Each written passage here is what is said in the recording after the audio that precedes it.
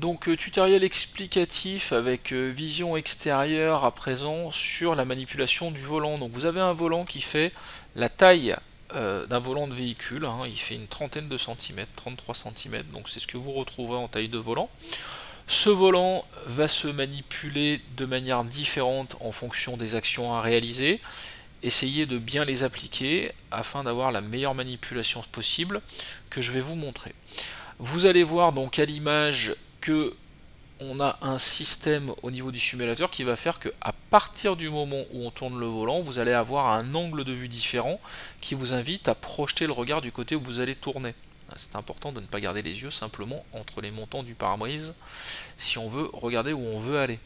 Donc quand je vais vouloir tourner à gauche, en fonction de la situation qui est devant moi, c'est-à-dire est-ce que c'est un virage ou est-ce que c'est un tournant, hein, est-ce que ça tourne beaucoup ou est-ce que ça tourne assez peu.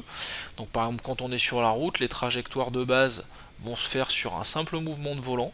Vous voyez qu'on n'a pas beaucoup de mouvements, très peu de mouvements de caméra puisqu'on est sur une route avec simplement des courbes.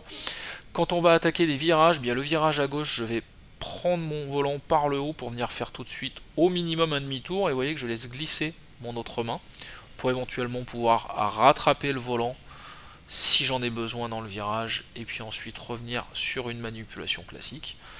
Côté droit, je monte la main en haut du volant de la même manière, je laisse glisser, donc j'ai un tour de volant qui est tout de suite, un demi-tour de volant tout de suite accessible et je peux éventuellement me reprendre. Donc ça c'est vraiment une manipulation quand on est dans des virages qui sont sur route relativement légers où on n'a pas plus d'un demi-tour de volant à faire. Quand on va avoir des courbes virages beaucoup plus prononcés, qu'on va commencer à être dans des tournants, notamment en intersection ou quand on va manœuvrer, on va appliquer une manœuvre de chevauchement du volant. Donc la manip que je vais vous montrer, donc vous pouvez la faire par la suite à vide, hein, sans rien démarrer du tout, il n'y a pas de problème.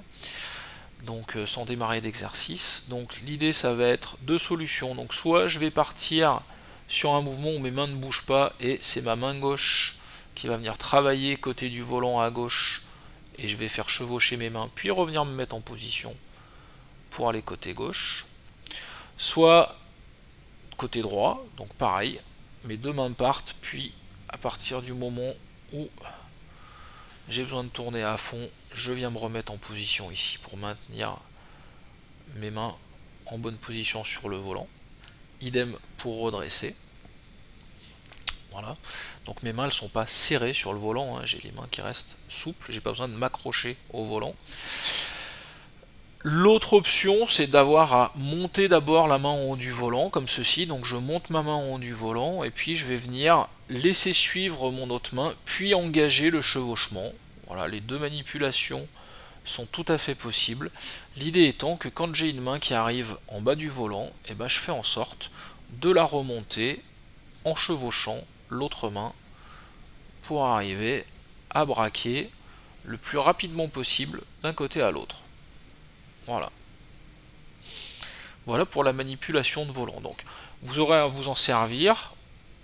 Entraînez-vous un petit peu au départ le volant à vide pour avoir simplement la manipulation et pouvoir observer ce que vous faites.